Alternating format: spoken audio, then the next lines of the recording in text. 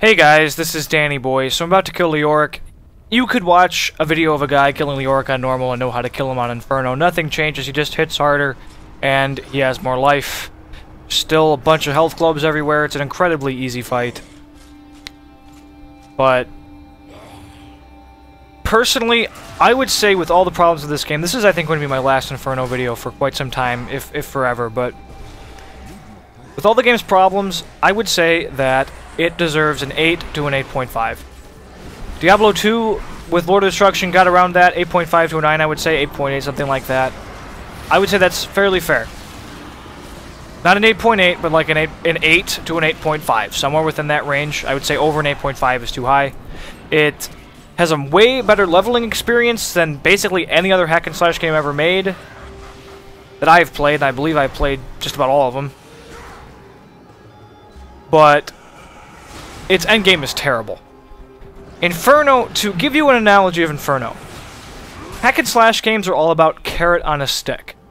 Inferno is, you have no carrot, and the developers have shoved the stick firmly up your ass. That is Inferno. There's nothing to look forward to, and the entire thing is a painful experience. It's a grind. It's a grind without anything to look forward to, any new tactics, any new strategy, any new builds. Items are boring. There's no motivation for beating Inferno beyond just for the sake of beating it, essentially. Whereas in Diablo 2, you did Baal runs, and you did Nightmare Methy runs, and you did Hell Methy runs, and whatever, Pindleskin runs even, to get interesting gear. For the sake of getting interesting gear. And I cannot play this game for the sake of getting interesting gear because the gear is not interesting. Legendaries suck, set items are impossible to make or just way too expensive to bother. You're better off just not bothering. They take legendaries, you have to DE legendaries in order to make set items. I actually have found a set recipe. Finally, I've also found one legendary between multiple Inferno Act 1, just the beginning of it, farms coupled with going through Act 4 Hell twice, coupled with just going through normal Nightmare and Hell, obviously, on my Witch Doctor. I found not a single legendary that entire time. I finally found a legendary in Nightmare Act 2 on my Demon Hunter. So, or maybe it was Act 1. But, no, I think it was Act 2. Pretty sure, yeah, it was Act 2. It took that long to find one. People will tell me, well, you're just unlucky.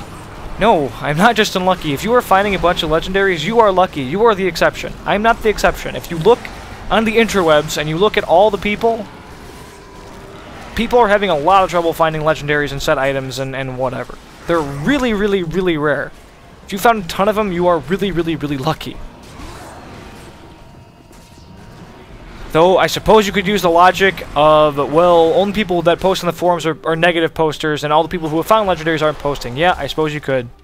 But, of the 15 hardcore gamers I know that are friends or friends of friends, among all of us, we've probably played combined over 1,000 hours of this game. Probably well over 1,000 hours of this game.